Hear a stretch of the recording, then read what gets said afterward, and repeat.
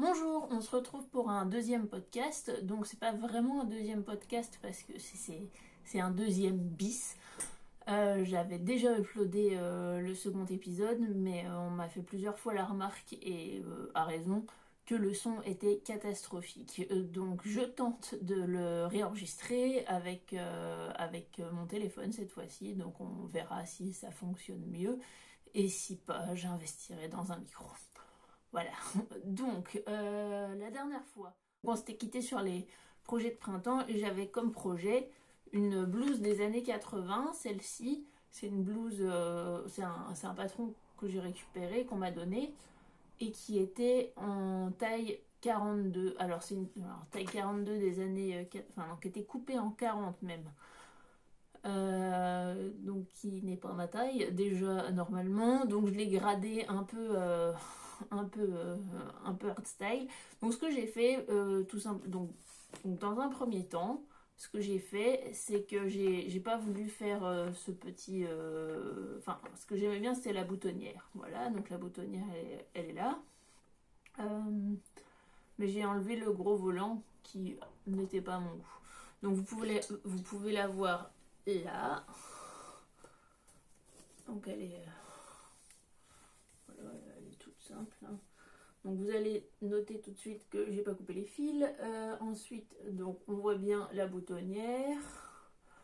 Je n'ai pas fait les bracelets de manche, elles sont assez bouffantes comme ça. J'ai pas fait les bracelets de manche pour rajouter le côté Blanche-Neige qui était un peu too much à mon goût. Je l'ai faite dans un drap en fait de récupération, donc ça m'a coûté pas bien grand chose. Il y a un biais, j'ai fini au biais. Et alors, qu'est-ce qu'il y a à savoir? Oui, donc c'est un modèle qui est pas vraiment ajusté, donc on peut quand même se permettre de grader ça un peu à la punk, hein, on va dire ça honnêtement. Moi, j'ai pas fait de, je suis pas fortiche en patronage, donc j'ai fait ça comme j'ai pensé. Donc j'ai rajouté, je pense que j'ai rajouté 2 centimètres à chaque pièce, partout. Voilà. Et 1,5 cm au dos, au pli. Voilà. Donc bah, ça passe, hein, c'est pas. C'est une blouse assez ample, pas du tout ajustée, il n'y a pas de pince, il n'y a pas de. Enfin, c'est pas très. C'est pas une pièce extrêmement complexe. Donc je vais vous montrer des photos portées bien sûr pour faire mieux que sur mon premier épisode. On essaye de, de s'améliorer à chaque fois. On verra bien ce que ça donne. Mais du coup, moi j'aime beaucoup cette pièce. C'est vraiment un très cool patron à adapter en fait. C'est le Simplicity 5497. Donc qui doit vraiment dater des années 80, si j'en crois le maquillage et les coupes de cheveux. Mais, euh, mais vraiment pas de difficulté. En plus, ce que je trouve intéressant sur ce modèle, c'est que cette partie-là, la partie, euh, la partie ici qu'on voit, qui revient devant, c'est pas une parmenture en fait, c'est une partie qui est complètement doublée. Donc ça permet de ne pas voir en transparence ce qui se passe en dessous et que ça fasse assez propre. Que ça fasse assez propre. Voilà, j'ai pas fait définition du feu de Dieu, donc voilà, c'est pas très. C'est même pas surjeté, j'ai fait un point zigzag. Voilà. Et bon voilà, c'est tout ce que j'ai à dire sur ce modèle. C'était vraiment pas complexe. Et c'était super sympa à faire. Je pense que je le referai à l'occasion enfin, dans un voile de coton, c'est super pour l'été, c'est vraiment top. Enfin, l'été, le printemps, quoi. Voilà pour ce premier projet. Le deuxième projet, c'était surtout utiliser un drap de lit. Alors j'avais trouvé un drap de lit dans les bacs de linge de maison au Petit Rien à Bruxelles. J'ai décidé d'utiliser ce drap de lit pour me faire une jupe que voici. Donc, enfin, vous allez voir, elle est assez simple, hein. Voilà. Euh, donc, donc c'est la jupe Alix du dernier Fibre Mood. Alors, je vais vous montrer. Donc, c'est ce magazine-ci. Donc, c'est une jupe assez simple, hein, boutonnée à l'avant, avec une ceinture, des plis et puis des passants. Voilà. Bon, il y a 2 étoiles sur 5 en difficulté. Effectivement, il n'y a aucune difficulté. Hein. Elle tombe bien. Moi, je suis entre 2 tailles, je suis entre le 42 et 44. J'aurais dû faire la taille du dessous parce que j'ai la taille assez fine et que bon, là, j'ai la place pour manger une raclette. Bon, une jupe de printemps, une raclette, quoique il n'y a pas de saison pour la raclette. Mais voilà, donc vraiment aucune difficulté. Si vous voulez. Ce qui est pratique, c'est qu'elle a des poches et elle a des grandes poches, donc ça, c'est assez top.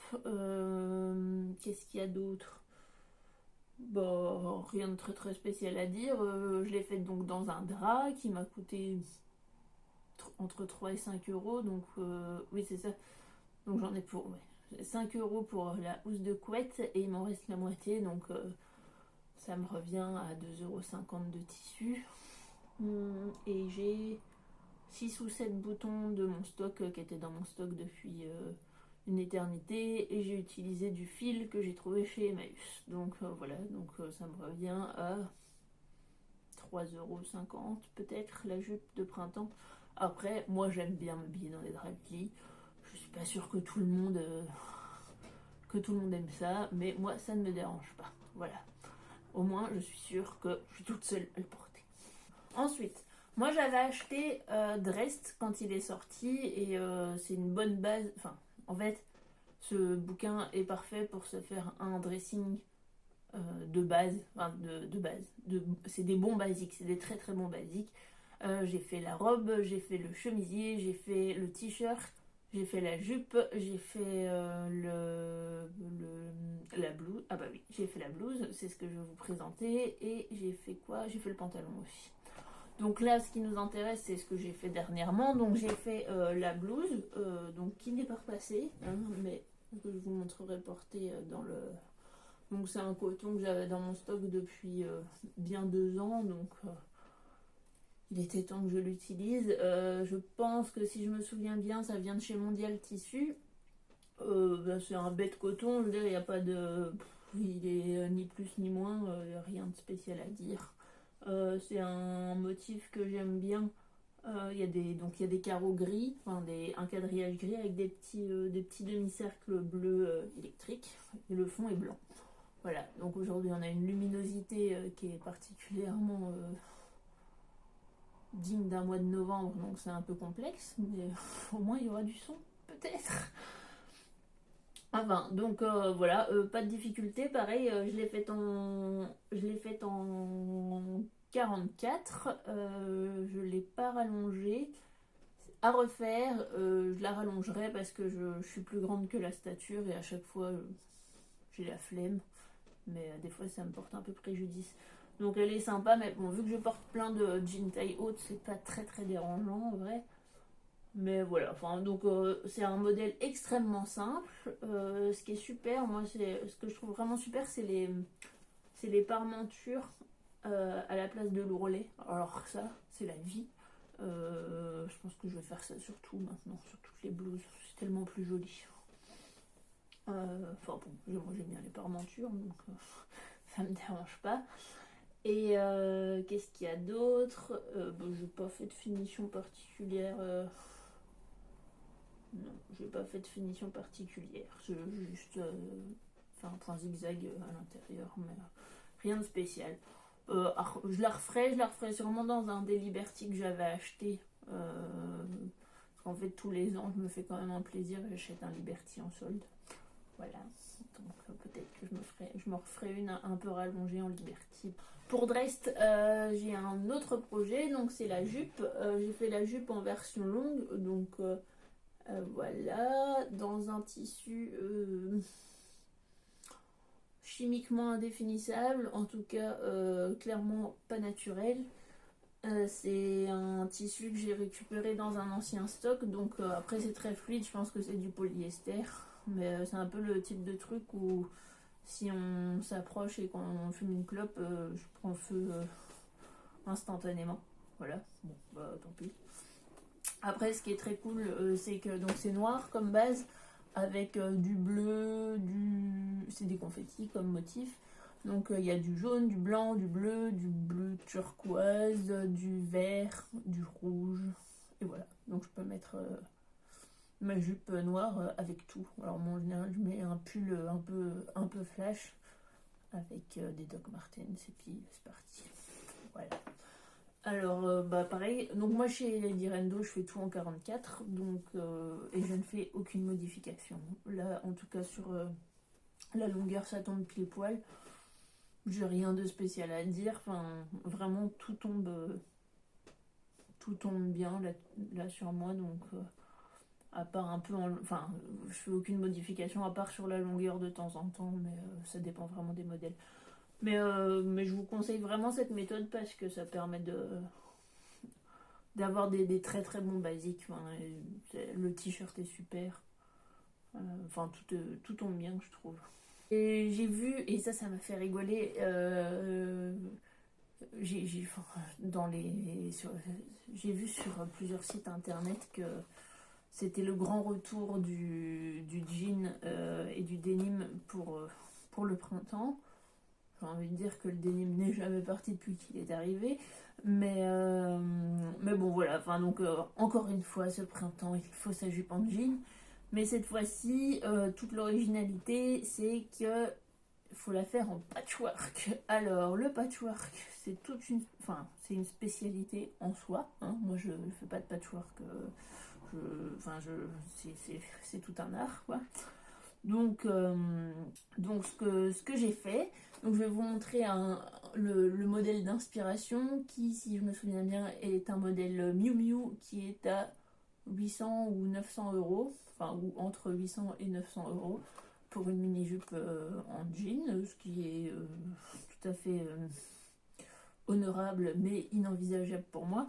Donc j'ai décidé de me faire la mienne, plus pour le challenge et pour montrer qu'on pouvait faire de la récup intelligente. Enfin, l'idée c'était plus de montrer qu'on peut faire des choses sympas en récupérant des jeans de seconde main et des jeans qui étaient dans un sale état. En gros, j'ai fait un appel à participation chez mes copains. L'idée c'était de récupérer des jeans qui n'étaient plus forcément en état d'être donnés parce qu'avec un trou, parce qu'avec une tache, parce que ci, parce que ça, les découper et faire un patchwork pour pouvoir me faire cette jupe en jean du coup, donc qui est une mini jupe toute simple, hein. Donc voilà. Je vais vous montrer la version, la version que j'avais en tête au départ. Il y avait des triangles comme ça, il y avait des triangles en bas, mais je me suis rendu compte que bon, je suis déjà pas sûre de porter celle-ci beaucoup. Si je laissais les triangles en bas, je l'aurais jamais porté, donc passer du temps sur quelque chose, ok, c'est sympa pour le challenge, mais autant le porter, c'est beaucoup plus rigolo. Ce que j'ai fait pour cette jupe là, c'est que j'ai repris ma jupe de base, qui est donc ce que j'ai appris en cours de couture l'année dernière, et puis je l'ai retagué format mini jupe, et puis donc j'ai monté ma jupe sur la base de mon patchwork en jean. Donc ça, je peux, enfin, si ça vous intéresse, j'ai pris les photos des différentes étapes, donc je peux vous faire un tutoriel, enfin, c'est un bien grand mot parce que je ne veux pas refaire la jupe, mais je peux vous montrer les différentes étapes et comment on arrive à faire ça. Mais après, en vrai, c'est tout simple, hein. On fait des carrés et puis on fait des bandes et après on met son patron de mini-jupe dessus, on coupe et puis roule ma poule, hein. C'est franchement pas complexe. Donc voilà, qu'est-ce qu'il y a à dire de plus sur cette jupe? Non, moi, enfin, je la trouve sympa, mais c'est un truc qu'on met pour partir en festival, mais bon, hein, ça embête maintenant. Voir ça, est-ce que ce sera un jour? En couture, c'est à peu près tout. Ce que j'ai fait d'autre, j'ai fait des trucs avec des patchwork, comme vous pouvez voir là. Voilà, c'est mon sweatshirt tapisserie de Bayeux. Parce que dans la vie, j'aime bien l'histoire, la broderie, le black metal et un peu l'archéologie aussi. Et donc, qu'est-ce que j'ai fait d'autre? Ah oui, bon, alors j'avais récupéré plusieurs canevas. Je pense qu'on en avait parlé un petit peu la dernière fois. Et je fais des petites pochettes comme ça, parce que je trouvais ça rigolo. Donc elles sont toutes simples, hein. Tout est de récup sur ces pochettes. Le canevas, la doublure, l'arrière qui est un ancien pantalon à moi, et même la zipette. La tirette est de récupération aussi. Là c'est pareil, c'est une pochette avec un canevas de récup, une tirette de récup, une chute de ma jupe que je vous ai montré juste avant, et un jean de mon compagnon. Voilà. S'il y a quelque chose dont je suis un peu fière, enfin, je trouve que le rendu est vraiment top, c'est un upcycling de vestes militaires. Donc c'est 100% récup. J'ai récupéré cette veste dans un échange de fringues avec des copines. En fait, c'est ce que je préfère dans la vie, c'est faire des tas de fringues avec des copines. On mélange tout et puis on mange des gâteaux et on essaye les fringues des autres et on repart avec ce qu'on veut. Et ce qui reste, ou on le revend pour s'acheter des gâteaux pour la prochaine fois. Et ce qui reste, ça part aux bonnes œuvres. Donc voilà, donc c'est plutôt un bon après-midi. Des bonnes choses, chacun repart avec un dressing différent. Et puis, enfin tout le monde est gagnant. Donc, ma veste de printemps, hein, que vous allez voir ici. Donc elle est customisée avec un canevas de la liseuse, je pense. Oui, c'est ça, ça doit être ça. Voilà. Bon, après, en vrai, c'est une veste militaire, hein, tout ce qui est de plus classique. Et vu que j'avais perdu, enfin, elle avait perdu plein de boutons, j'ai remplacé tous les boutons de la veste par des gros boutons dorés, mais tous différents, pour voilà, pour donner un petit style en plus. Et puis j'ai accroché une énorme broche en scorpion qui brille dans la nuit. Donc voilà, ça c'est ce que j'ai cousu sur les dernières semaines. Alors sinon, donc qu'est-ce que j'ai acheté dernièrement? J'ai quand même, j'ai beaucoup de stock. Je m'occupe à le vider petit à petit. Mais de temps en temps je craque encore, mais je craque dans une mercerie de seconde main. Alors ça c'est un super projet qui est à Bruxelles, qui s'appelle Reuse Fabric, enfin, pour les native speakers. Donc c'est une ASBL, une association sans but lucratif pour les non-belges qui pourraient écouter cette vidéo. Et alors, ce qu'ils font, c'est assez top, hein. Donc ils récupèrent plein de tissus de seconde main et le revendent à moindre coût, enfin à très très moindre coût, dans leur magasin. Ils font aussi des cours de couture, ils font aussi ils vendent des petites coutures type coton démaquillant, enfin plein de petites choses comme ça, mais donc c'est pour réinvestir dans l'association. Et pour soutenir l'emploi de quelqu'un en réinsertion professionnelle. Voilà. Donc c'est vraiment un super projet. Moi je vous invite vraiment à aller y faire un tour. Il y a des choses il y a de tout en fait. Il y a des patrons, il y a de la mercerie, il y a du tissu. Il y a des chutes de tissu qui vont de ça à 4 mètres. Et moi là j'ai trouvé, quand j'y suis allée, j'ai trouvé deux super trouvailles. J'étais très contente. Donc j'ai ce drap, hein, parce que bon, passion drap de lit, voilà, c'est un drap Heidi.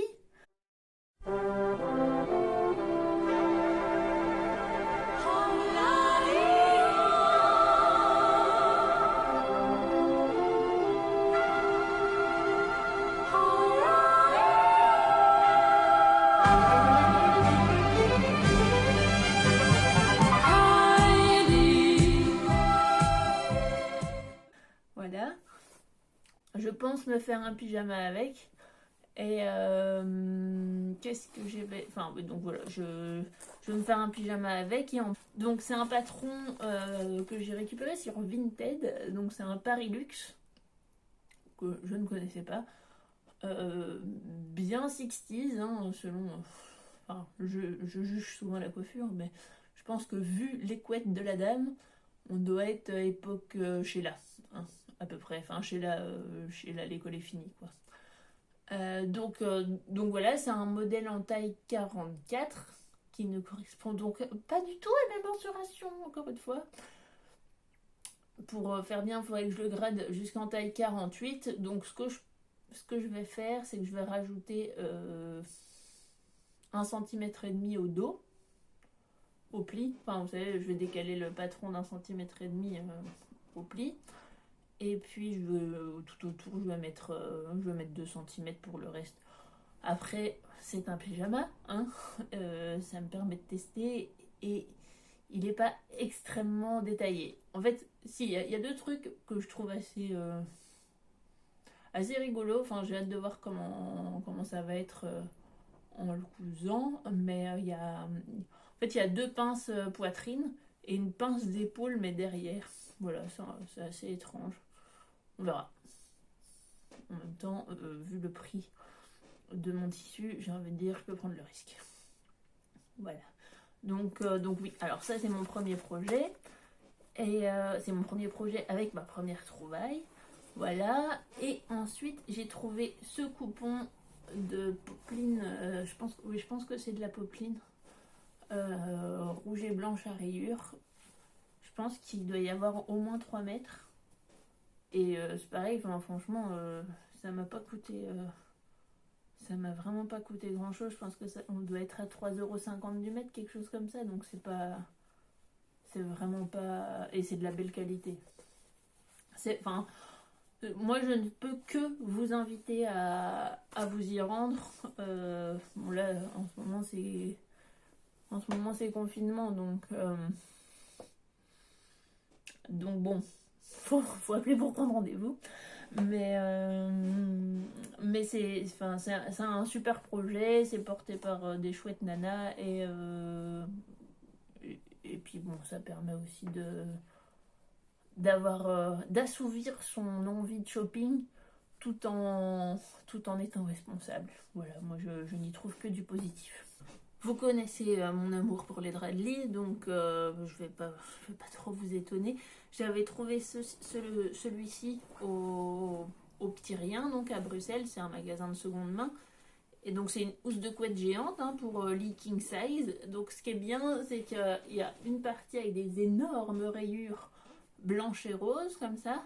Et quand on le retourne, c'est un énorme Vichy rose et blanc. Voilà. Donc je pense me faire ou une robe d'été toute simple. Je pense j'avais comme idée un modèle que j'avais vu dans la maison Victor, enfin que j'avais fait déjà l'année dernière. C'était la robe Divina. Je pense qu'elle était sortie l'été dernier.